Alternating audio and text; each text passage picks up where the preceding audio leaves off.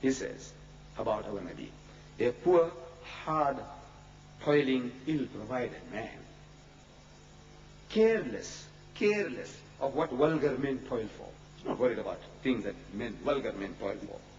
Not a bad man, I should say. Something better in him than hunger of any sort. Or these wild Arab men fighting and jostling 23 years at his hand, in close contact with him always, would not have reverenced him so. Would not have reverenced him so. They were wild men.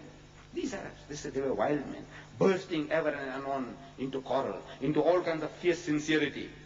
Without right worth and manhood, no man could have commanded them. Without that quality of sincerity, integrity, manhood, he said no man could have commanded them. They called him prophet, you say. This is why he stood there face to face with them, bare, not enshrined in any mystery, visibly clouding his own clothes, cobbling his own shoes, fighting, counseling, ordering in the midst of them. They must have seen what kind of a man he was. Let him be called what you like. Call him what you like.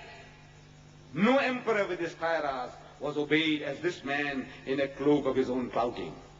During 23 years of rough actual trial, I find something of a veritable hero necessary for that of itself.